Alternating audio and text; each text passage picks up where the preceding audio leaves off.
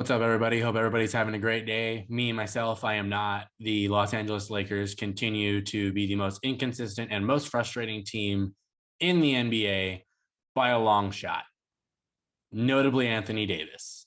Because my dude, people blame Russ, but I never question Russ's effort. You can always see him going 100 out there. LeBron, kind of the same thing. Like LeBron can coast and still put out incredible performances and still have his effort be felt. Anthony Davis flat out vanishes in half of these games. Watched the game tonight.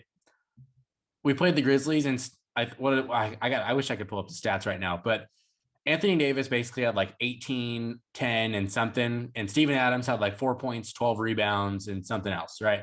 Steven Adams was the more impactful player by a long shot. The dude absolutely destroyed Anthony Davis in the paint. And I know Steven's a very, very strong, tough dude, but you're Anthony Davis. This is not rocket science. Get in there and stop coasting around on the paint. Like, he just doesn't want to smoke half the time for whatever reason.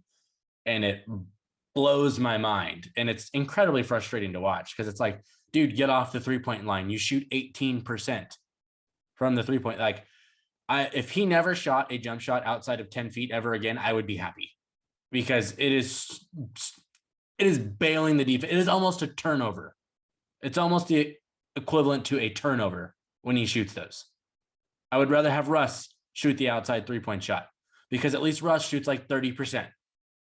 And it's not a given turnover or an easy, the defense doesn't even guard it. That's why you just need to be aggressive. They're not guarding you out there. They're not scared of that. Stop taking it. It makes no sense until you can prove that you can hit 45% of those in a game. I don't want to see it ever again. I'm so tired of his jump shooting. For the love of God, dude. And the worst part is if his jump shots don't fall, he just tones out. Like, he doesn't get in there and get aggressive and just try and go for dunks and layups and go on the glass. No, he just fades out. It's so annoying. And I used to hold him to the same standard as Giannis. It's not even close anymore. Giannis is far and above.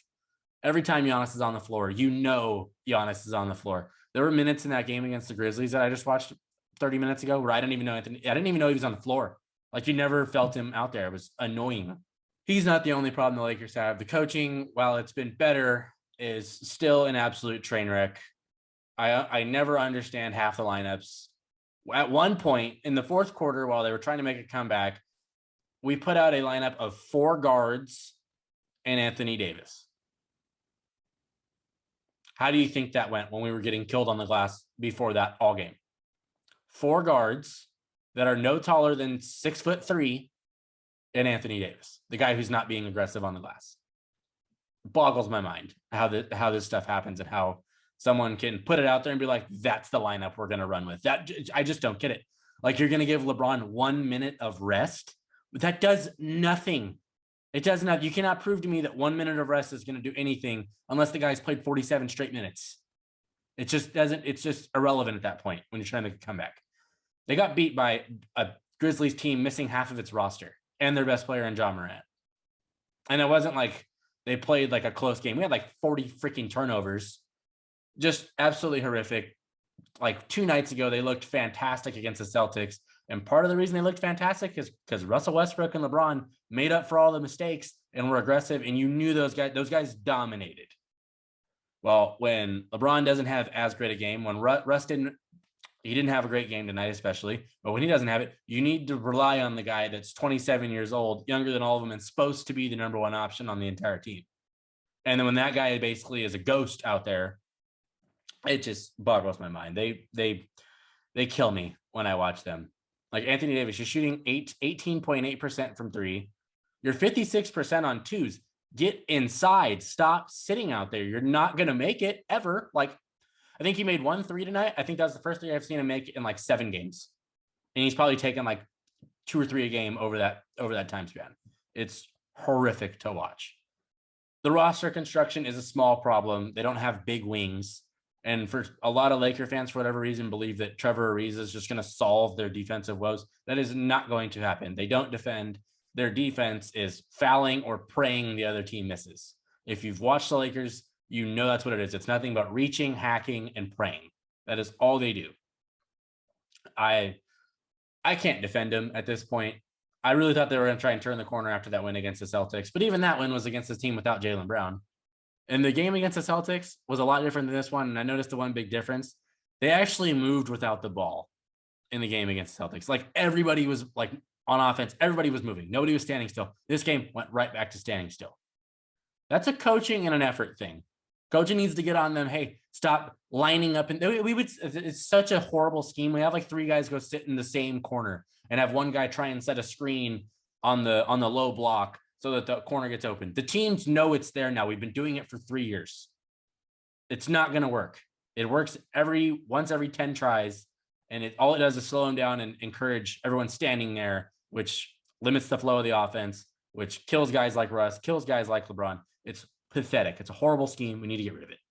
If anybody has any suggestions on what they think is the solution to this team without saying that like we're going to trade one guy and get a star back, we don't have anybody to trade that is going to get us a star. That is not happening.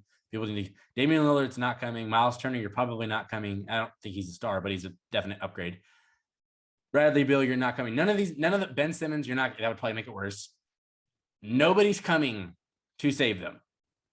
So if someone can have a solution that keeps the guys that they have, more than likely, I'm open to hearing it. It looks like a play-in team, like the 10 seed play-in team right now. They're just lucky that the rest of the West is so destroyed with injuries that they can't even, outbeat them.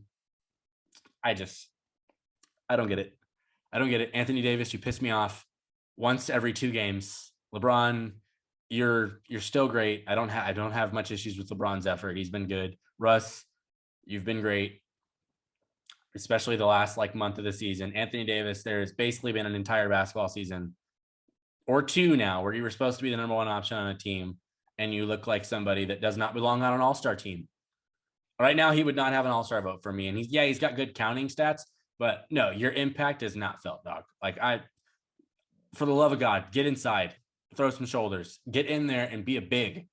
You're not Damian Lillard. You're not Steph Curry. You're not LeBron James.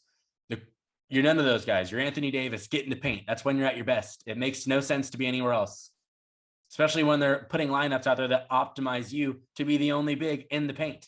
And most time he's by himself at the 5 now. So he should be the only one down there. He should have all the space in the world because the lineups the last couple weeks have been better.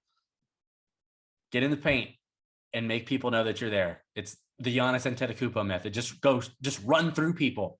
You're going to get the superstar call. It makes no sense. Don't sit on the freaking perimeter. You're not a perimeter player and you never will be. Your 18% 3-point percentage shows that.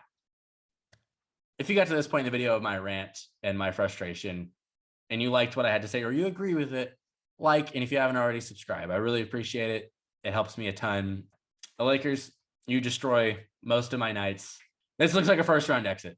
But anyways, I digress. Everybody have a great night or day whenever you're seeing this. Peace.